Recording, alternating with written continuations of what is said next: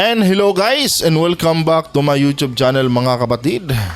Welcome back sa One Talk PH. At ito na nga po ang pinaka-latest na balita nating nasagap ngayong araw mga kababayan. Bansang China at bansang North Korea mas palalawigin ang kanilang relasyon bilang isang magkaibigang bansa mga kapatid.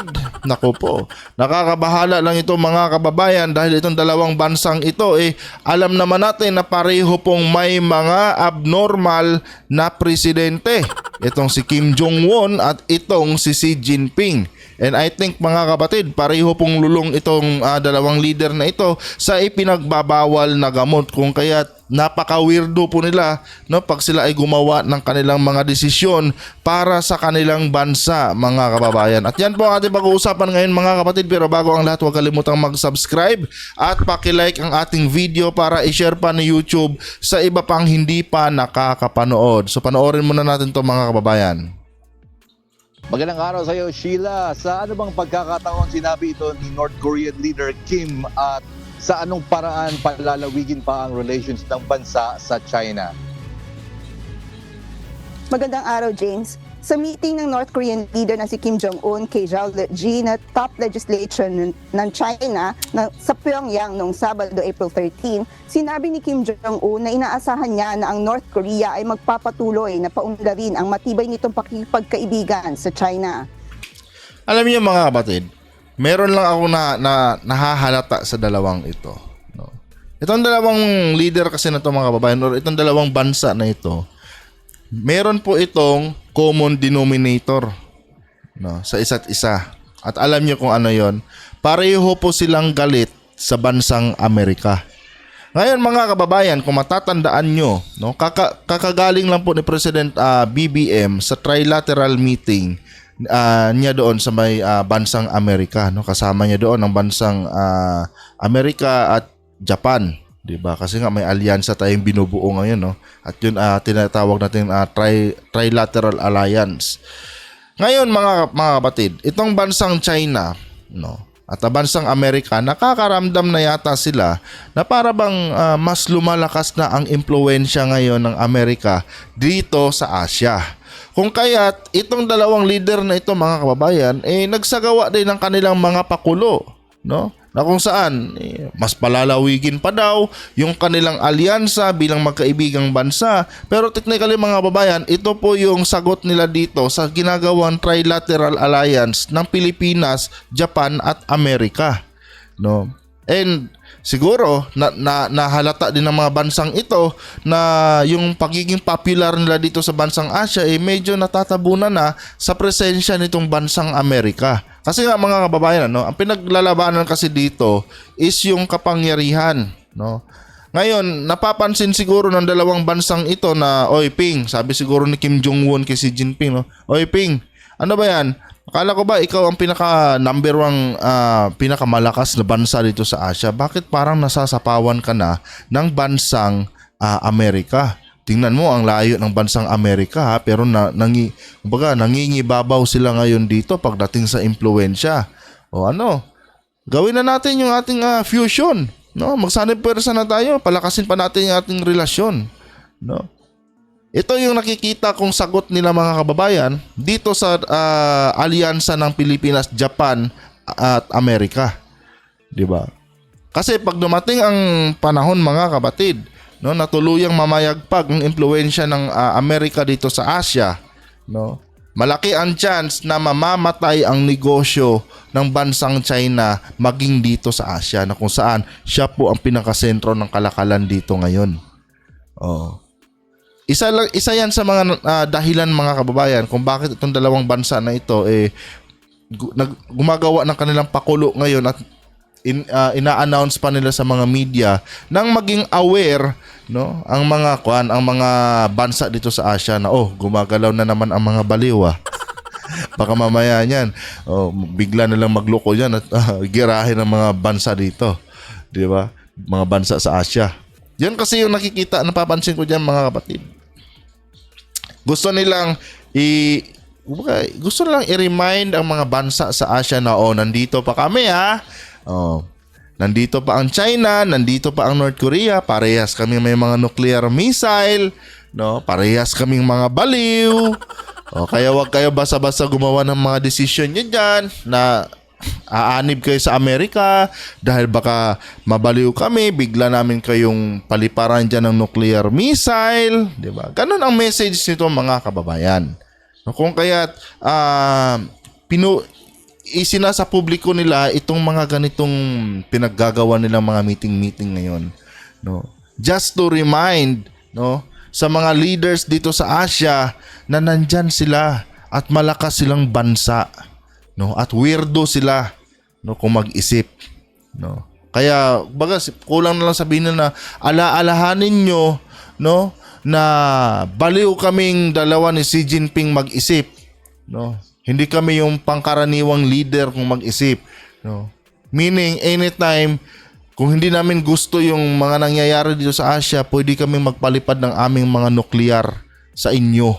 No, kaya magdahan-dahan kayo, no, sa pagtanggap sa impluwensya ng bansang Amerika. 'Di ba? Ganon ang ibig sabihin nito mga kapatid. No. Kasi alam nila na kinakatakutan di umano sila dito sa Asia.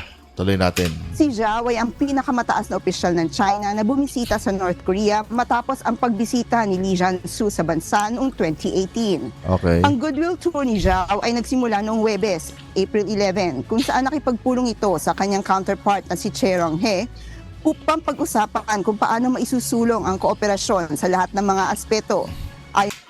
Diba?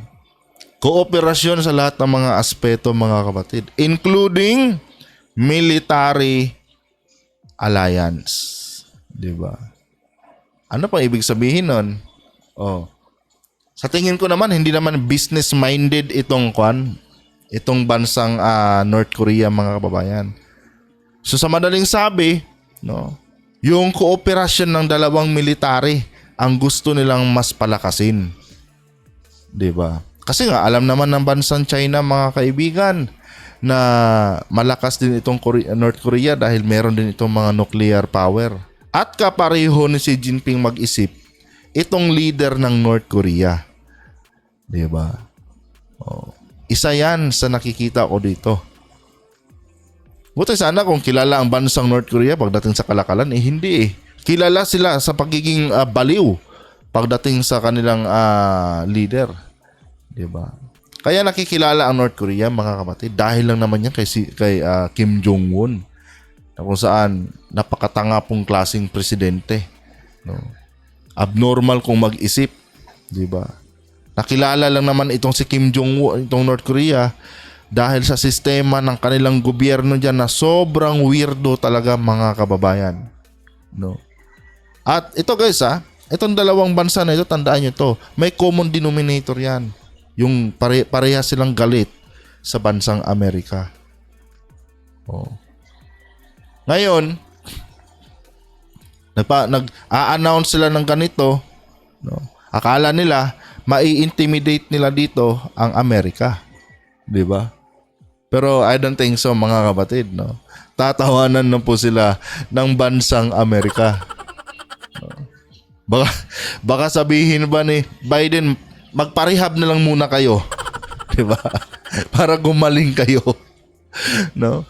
Kasi sa tingin ko dito mga kapatid, no, itong mga komunistang leader na ito, parehas po itong lulong sa pinagbabawal na gamot talaga. Kung kaya't wala sila, hindi sila matino mag-isip mga kababayan dahil under sila sa impluwensya. Siguro hindi natin alam, no? Parehas itong lulong sa paggamit ng fentanyl. 'Di ba? Alam naman natin, no, na ang fentanyl talaga may grabing epekto ito sa isipan ng isang tao pag siya ay gumagamit, no? Malay natin baka nagzo-zombie drugs pa nga itong mga lintik na to 'di ba? Buti na lang talaga mga kababayan, no? Si President Marcos na yung naging leader natin, kasi kung si former President Duterte pa yung leader natin, baka kasama na diyan ngayon si Duterte sa mga meeting na yan. Diba? Alam naman natin din mga kapatid na fentanyl user din si PRRD dahil nga ayon nga sa kanila for self-medication daw ang purpose nun. Ngayon, ano ba ang impact nito mga kapatid, no? Dito sa bansa natin, no? Mas malaking banta ang aasahan natin pagdating ng araw. Diba? tuluyan ng na-exercise nitong dalawang bansa na ito yung kanilang alyansa bilang magkaibigang bansa. And take note guys historically itong China at North Korea ay talagang solidong magkaibigang bansa yan. No? Unlike sa Pilipinas at China na weather lang kaya nga trinidor nila si Digong, di ba?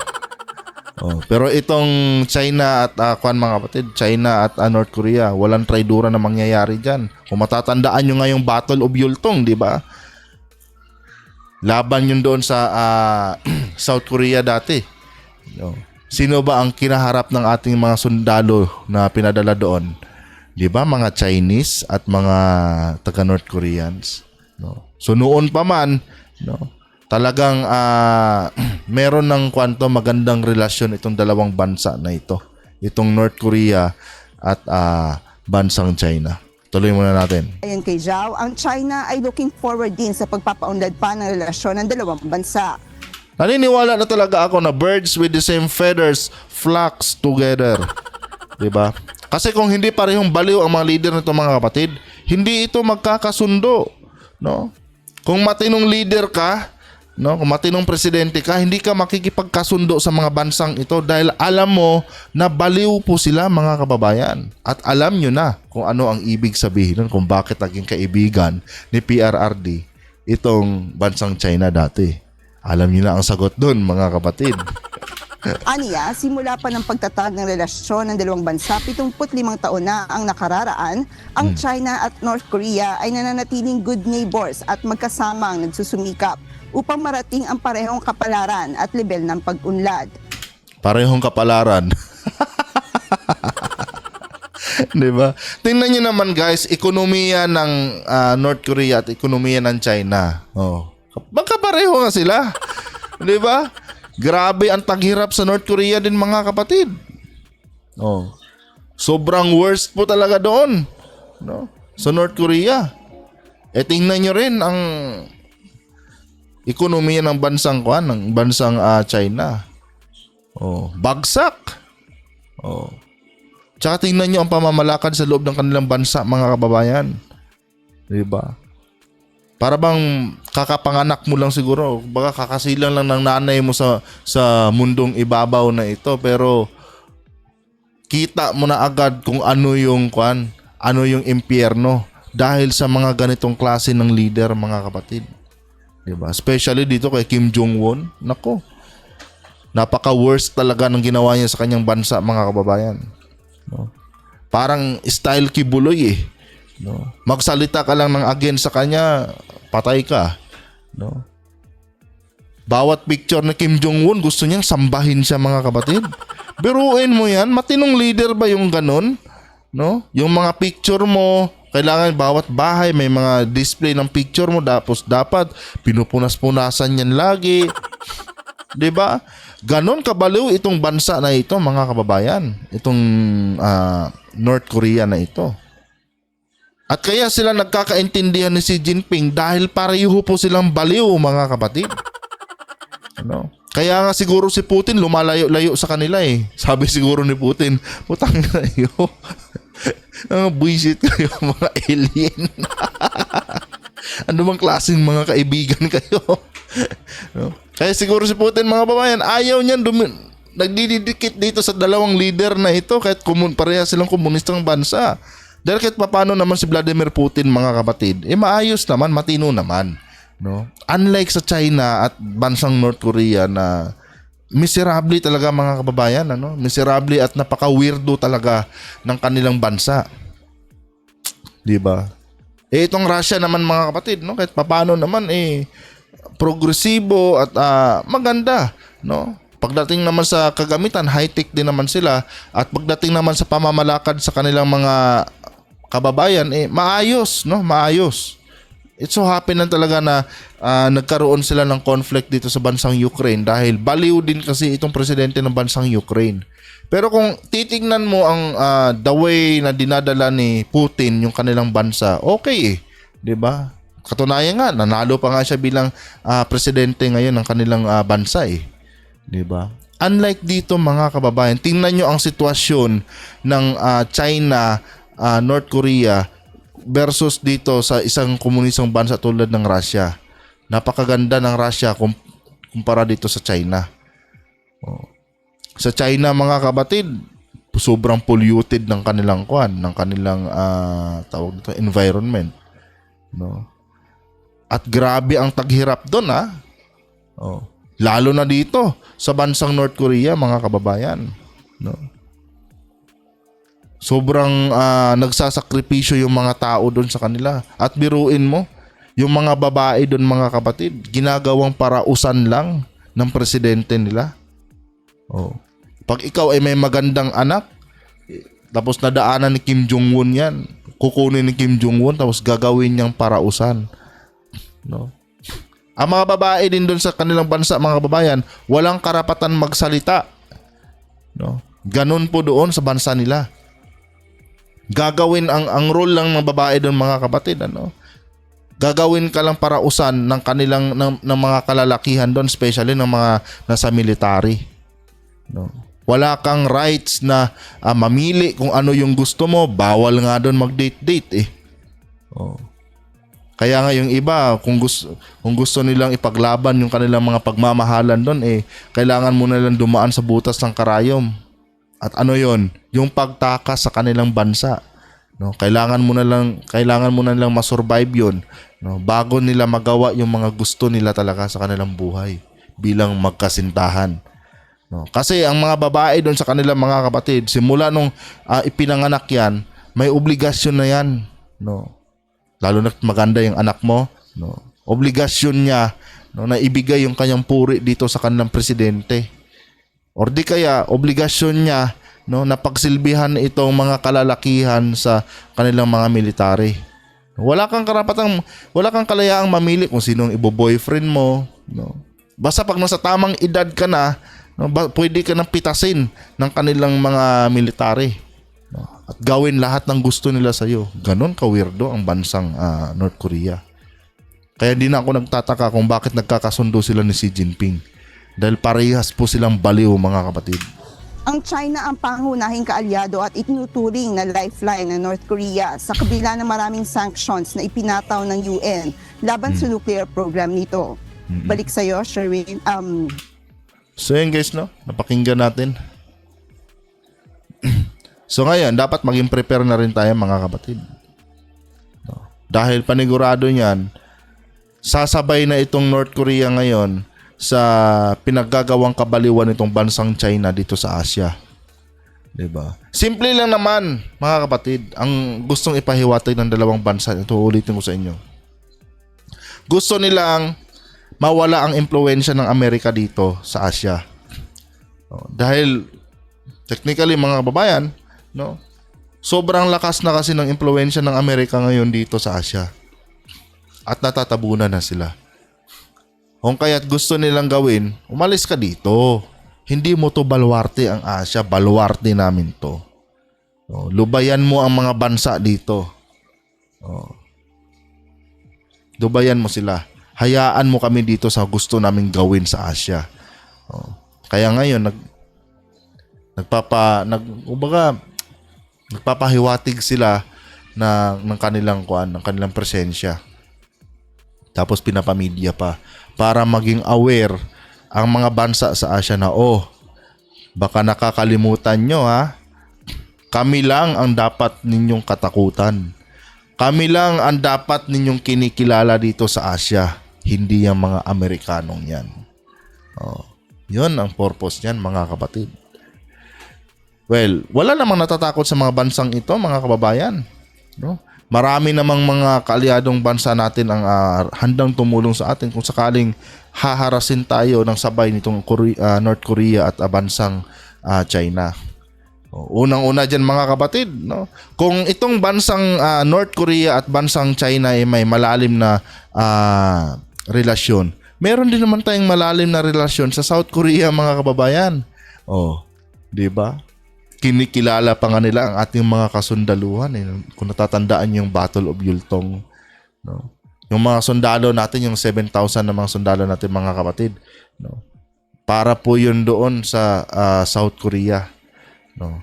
Kaya kung sakaling gagalaw itong si Kim Jong-un, no, nang hindi ka nais-nais, nandyan din naman ang South Korea. To the rescue din naman ang South Korea sa atin, kung sakali lang. 'Di ba? At marami tayong kaalyadong bansa, Japan, no, lahat ng member ng UN, kaalyado natin yan eh. Hindi ako nagkakamali eh. Kasi 'di ba, member tayo ng UN, mga kapatid. Oh. And hindi ako naniniwala, mga kababayan, na itong mga nasa loob ng ASEAN countries, no, ng ASEAN alliance, kakampi lahat ito sa bansang China. 'Di ba? Sino ba naman tangang leader na susugalan mo ang isang baliw na leader ng isang bansa? 'Di ba? Walang ganun. Siyempre, ang iisipin mo bilang leader ka, bilang presidente ka, yung kabutihan para sa bansa mo. O ngayon, ano mapapala nila kung kakampihan nila itong bansang China? 'Di ba? Kaya sa mga nangyayari ngayon, mga kapatid, no? Tanging tanging North Korea lang, no, ang nagbibigay ng simpatya dito sa bansang China. Dahil sila lang naman ang nagkakasundo. Yung ibang leader dito wala eh. 'Di ba? Ayaw nilang magpahayag ng kanilang suporta sa China eh. Dahil syempre, nakikita din nila gahaman ang China. Hindi sila dapat bigyan ng suporta dahil hindi matino yung kanilang pag-iisip, hindi maganda yung kanilang pamamalakad. Compare naman sa bansang Amerika, na may maayos talaga na programa para sa kanyang mga kaalyadong bansa. Anyway guys, hanggang dito na lang itong video na ito. Kung nagustuhan niyo pa ating content, huwag kalimutan mag-subscribe at pakilike ang ating video. Adios.